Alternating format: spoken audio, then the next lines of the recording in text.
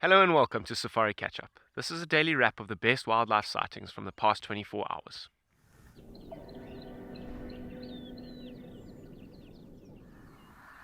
Oh my word, everyone. She looks so awkward the way she's standing, but the little ones are actually suckling from her. So she's standing to let them suckle.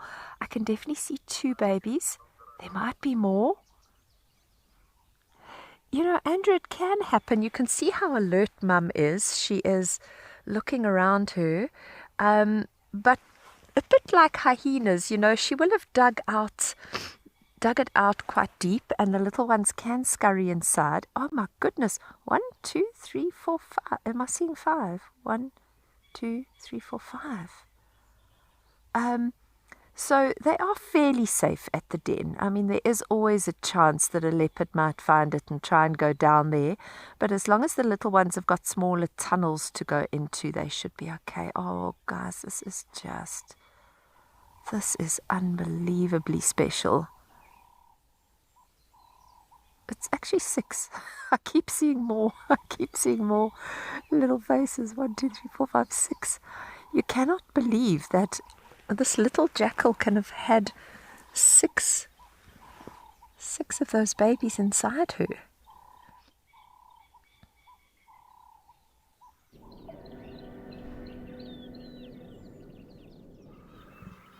It seems like lions have killed a kudu not too long ago, and this is growling because they're on the kill at the moment. Oh, yeah, other females coming this way. Yeah, but she's also very, very big. You can see she's just picking up on the blood. Oh, what has she got there? What is that? Oh, like a fetus, like the little. Oh, that's a leg and a hoof. You see that? Oh, like a little. Yeah, that's a fetus, or the remains of a fetus, the leg of a fetus. Oh my word! All right. Well, it looks like they're sharing that. No, they don't get bothered by the smell of the content. Some content is nah. I can imagine if they can survive with their own scat. Oh. Looks like these 2 girls are having a bit of a tug of war, yeah? Oh no, they're all content. Content with their prizes. One's got a leg, the other 2's on the stomach, and the male's on the rest.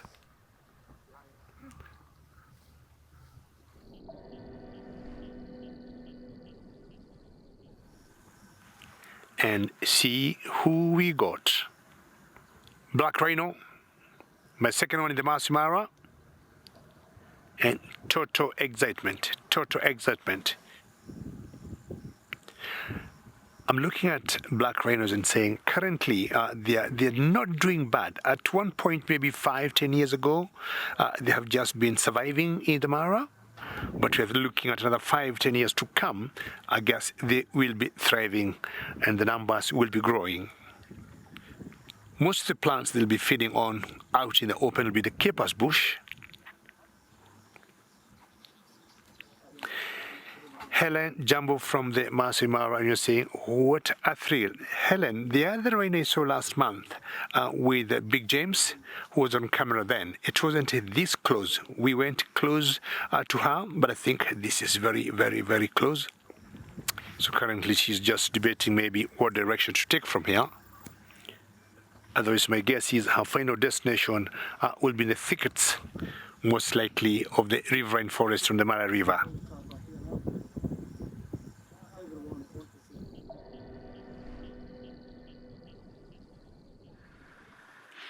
So the Black Rock Pride have finally made a kill. It's a shame. I have seen a few eland around this area.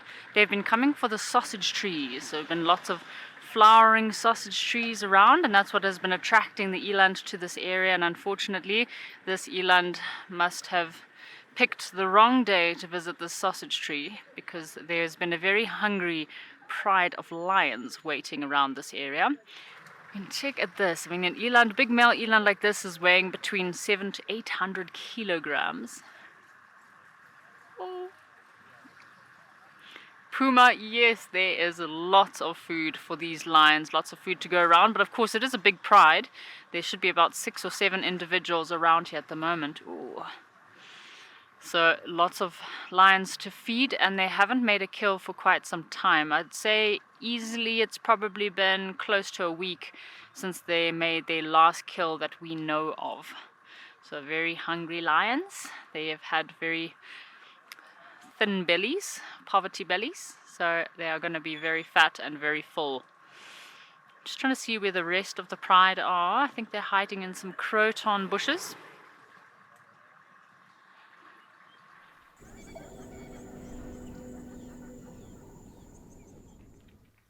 Hoping this little one's going to come out into the open.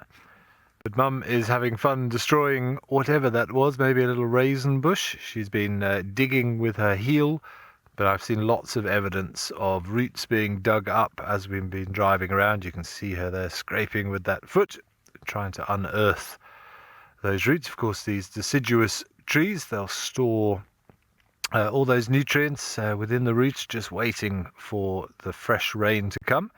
And then they will focus all of that energy that they're conserving under the soil up into the leaves for new growth. But I don't know whether this one's going to be able to. There's not much left of it after this poor Ellie has taken to it. But you can see she's still finding little branches there. And the youngster also just fiddling around, learning from Mum. What should I be doing in this situation? You can see that very angular forehead just sticking out from behind the bush as well.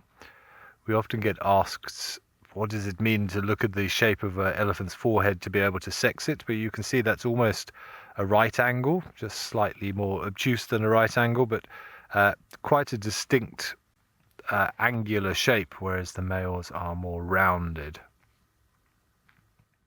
A little one copying Mum. Thank you for unearthing whatever you found there, Mum. I shall also indulge.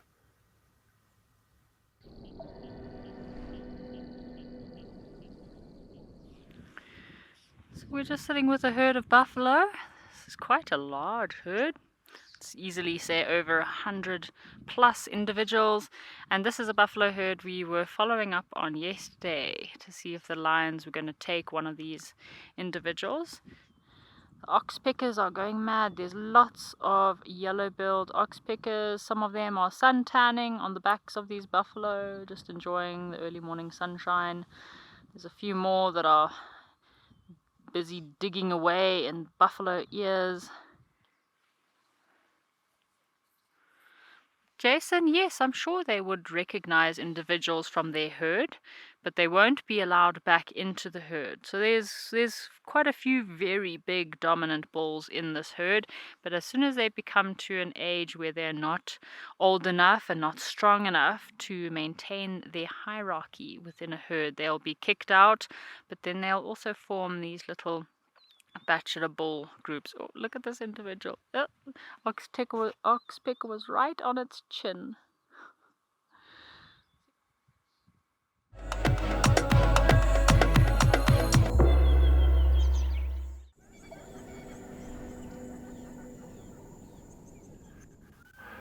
So you can see the lion track here. You can see the 1, 2, 3, 4 toes, and here's the very pronounced 3 lobes at the back of the pad. This looks like one of the females. There are male tracks here as well, but these are significantly smaller.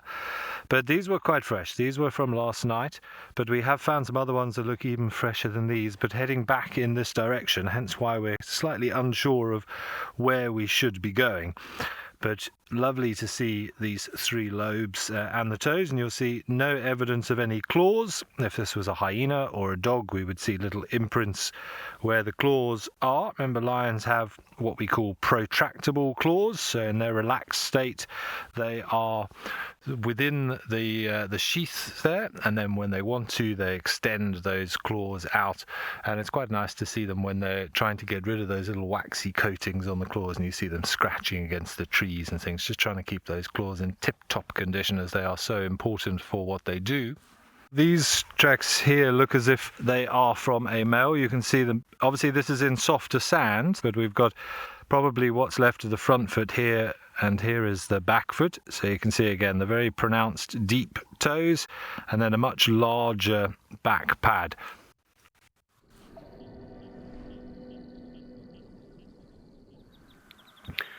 But like Steve likes saying, water is the currency of life. We also got a stock there. And this is the yellow-billed stock. You'll see how they will feed 1 foot up. The beak in the water. Oh, she caught herself something, and most likely a fish. Or any invertebrate. She definitely caught herself something. And very strange how she swallowed it. Another one without putting her beak up. You've seen herons. Once they catch something, they'll have to lift it up, balance it nicely in the beak, then swallow it. But I think the yellow-billed stock here just swallowed whatever she caught without putting her neck up. And that's against the gravity. Sometimes they'll put 1 foot in the water to disturb any crustaceans.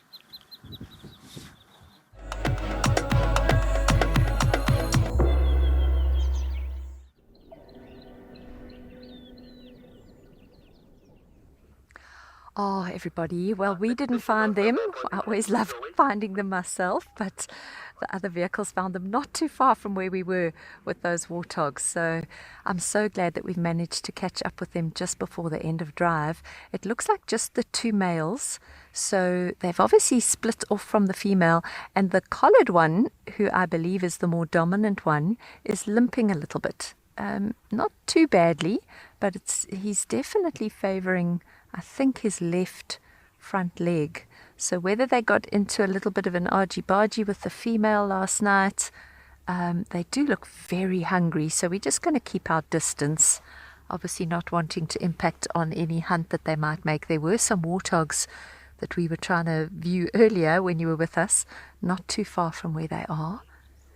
And they just popped out onto this clearing. How fortunate is that? They're moving out in the open, which you might think is quite strange, but cheetah will do that when they're hunting. They've got the benefit of speed, so they don't need to sneak up as close as a leopard or a lion would have to do without being seen. They can move out in the open as they hunt.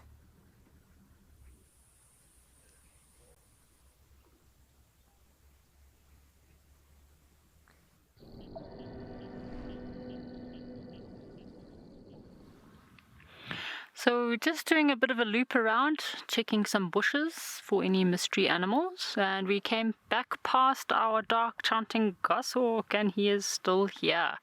So these goshawks do have a long tail, slaty grey hawks with that pinkish orange legs and bill.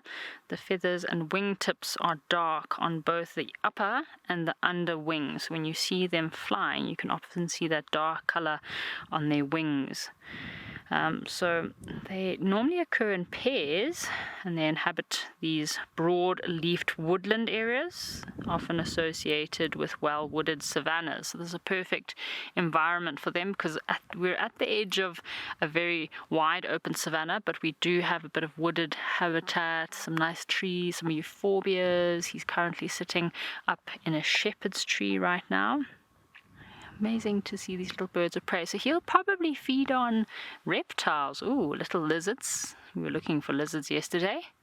So little lizards, any little skinks, rodents, mice, and any smaller birds.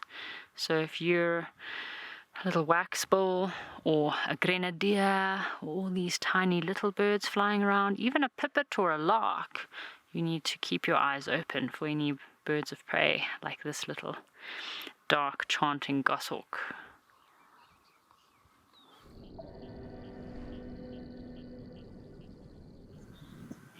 We've got the great crown cranes here. It looks like a family with a youngster. Some of the most beautiful cranes that we have here. And I'm sure you all know this is the national bird of Uganda.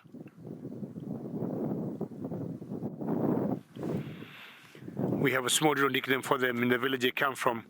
We call them ohau, ohau, ohau, from the sound they make, and that translates to just there, that's where we are going.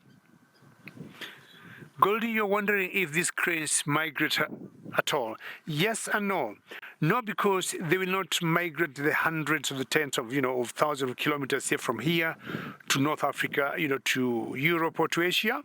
But yes, because they will migrate internally between where we are, here in Kenya. And for the last few weeks, we have not been seeing them. But once the short rains started to fall here, we have started to see them. This is maybe the second, third time I'm seeing them. But locally or internally, yes, they do migrate. The rains, always will determine where they are and when.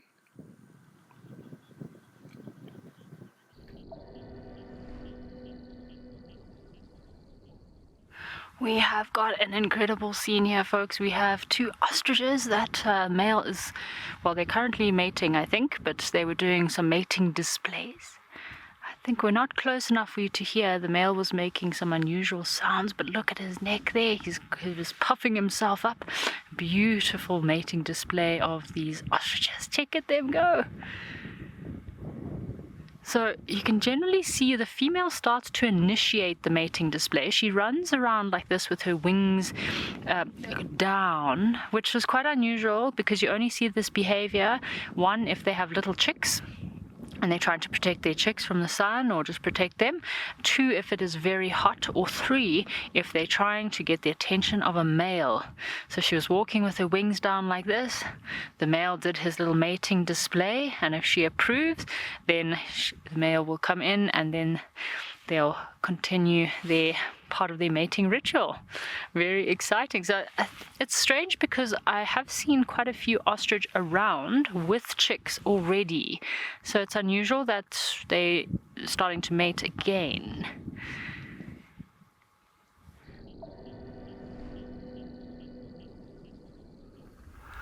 All right, we're still here at Jack's Pan with the three ladies. So the one on the right-hand side, if you like to know the IDs of them, the one on the right-hand side is the female from the 2021. That's the one there.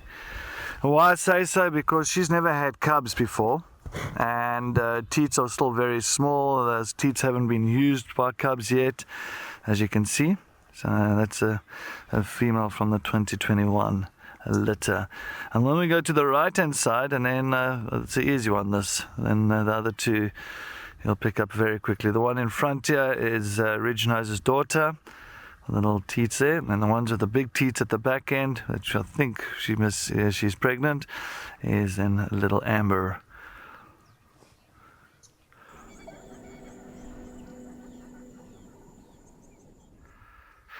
We have another elephant. All the elephants seem to be on a bit of a go slow. We've come across about 4 or 5 bulls now, and everyone has just been kind of standing very still, not really doing very much. It's surprisingly warm this afternoon. The sun itself is very hot. The ambient temperature is not too bad, but the sun is quite baking, and this one hasn't really moved its feet at all in the sort of 5 minutes we've been watching him. You can see how that one back foot is kind of propped up against that fallen tree, taking it very, very easy and just grabbing the occasional mouthful of a looks like a spike thorn that he's eating there, but literally hasn't moved his vertical base, and just very, very slowly lifting things up to his mouth, just having a little snack. Kenan go, yeah, he was enjoying a little bit of a foot massage, maybe some of that nice chunky bark just pressing into the sole of the foot, a little bit of dendroreflexology, let's call it that. Means he's corkscrewing this spike thorn branch. You can see him turning it round in his mouth, and we should see out the other side will come the stick with the bark removed. But a smaller branch like this, he may just swallow the lot. For some reason, he's carrying around another stick in his trunk.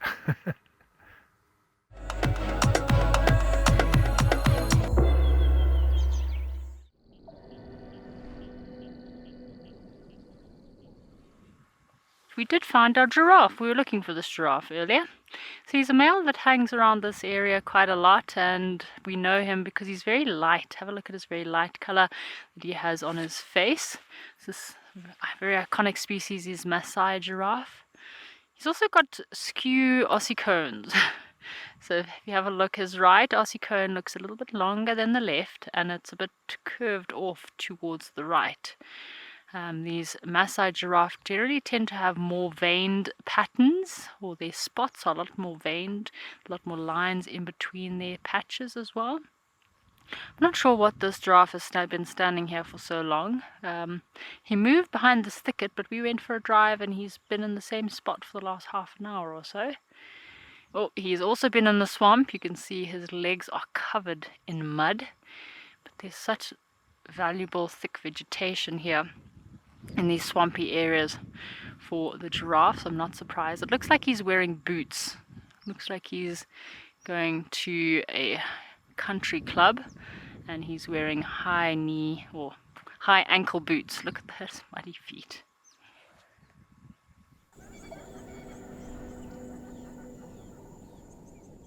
Let us have a close-up look at a red driver ant, or a sausage fly. So there we go. There is his head, and you can see those massive eyes of all the, certainly the ant species. They have the largest eyes of any of them, and you can kind of see the way it's reflecting the light from the microscope. Lots and lots of tiny little panels in those compound eyes called ommatidia, and they see the world very differently. So low resolution, but super sensitive to changes in light and color. So he uses these to find the females. And there is this massive thorax. You can see those little holes down the sides. I would imagine those are the spiracles, where gas exchange happens, where oxygen is taken into the body and just floods through into the hemolymph, which is insect blood. But look at that beautiful, dark, strong venation on the wings as well. And you can see now from its size as to why it has such this bulbous thorax. That's all wing muscles. And this abdomen basically is all reproductive organs for the female.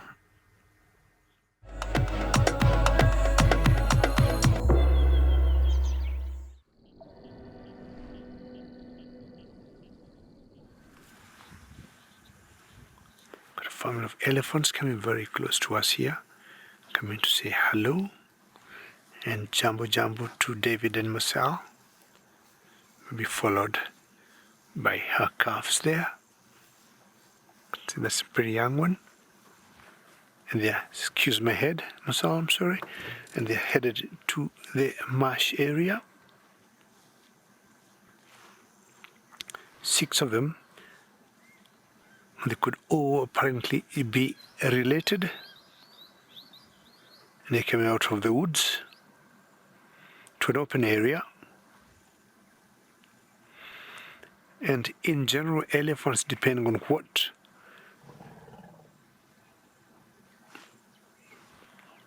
I hope you heard that rumbling from that female that passed here before. It was a clear message to the ones, 3 of them that are lagging behind, possibly saying, catch up quickly, you have to move, we need you together.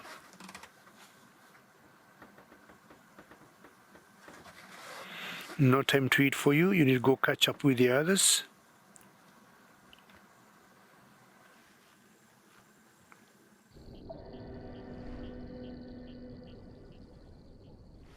Oh my gosh, I'm so excited. So this seems to be the territory of this little serval. And look how well he blends in there. Oh my gosh. Pierre, yes, I'm very, very excited that we got to find a serval for you. I know in Governors, where David is, serval are quite common, but here at Nkuhuma it is quite difficult to find them. This is only, well, this is my 3rd serval I found since I've been here, but I can be quite skittish. And as we are sitting with the serval, the rain is coming in, so I'm very glad we've managed to find him. Hello, little guy. Are you going to hunt for us? Oh, watch. He might leap into action. Wow! Did you see that? So he just launched himself into the air Aren't these little acrobatic servals, aren't they crazy? I can't see if he's actually got anything. I'm just going to grab my binoculars.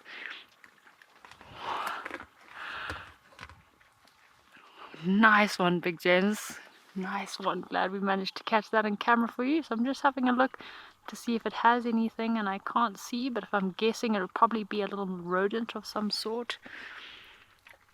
Hey.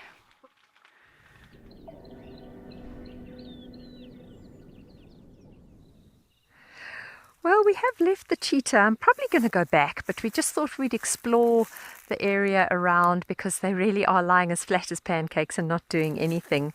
And I wanted to talk a little bit about these really interesting termite mounds that you get on Mabula, because we don't tend to find the massive towering mounds that you're used to seeing in the low veld in the Sabi Sands and Sandringham.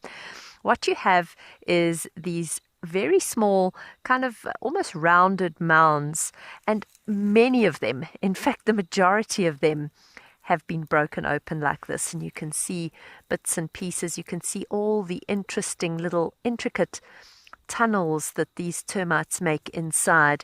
Obviously there's no more termites in here, and the reason being that an aardvark has obviously opened up this mound to feed on the termites. Having said that, this mound is still so warm. I think it's warm on the side where the sun has baked it, but really quite a nice warm spot. And you can see a little bird dropping there, probably a bird that comes and sits on this warm termite mound during some time of the day when he needs to warm up. And it's also a lovely little vantage point for a bird to come and have a look around for any prey. But so many of these mounds broken open like this, which just is an indicator as to how many aardvark there must be around. I haven't seen one here yet, but their tunnels are everywhere, and almost all of the termite mounds I see are broken open like this.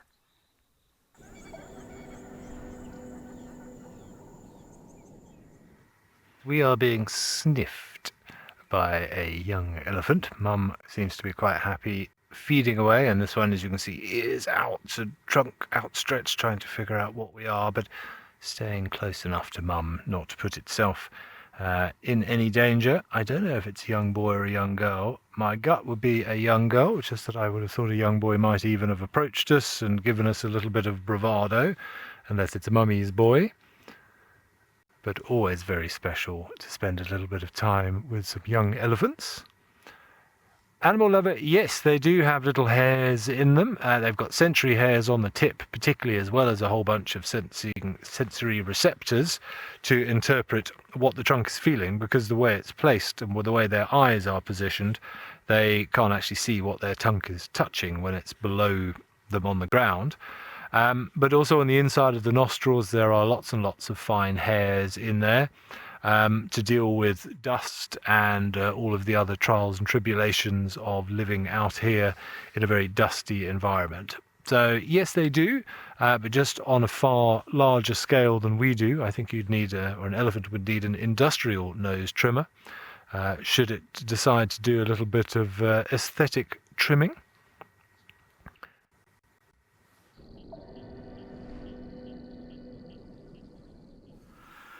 Oh, how nice is this? We've got one of the female lions having a good old drink now. It looks like it's a little amber. As I say, the sun is setting, it's getting cooler, and this is when you start getting a little bit more activity from them. Unless she goes back and flops over. Maybe she might do that. Just quenching her thirst.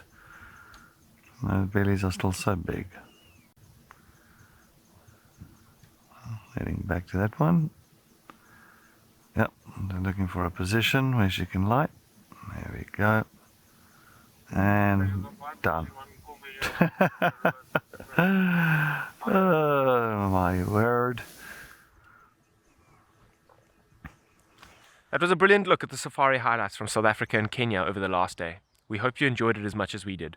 See you next time.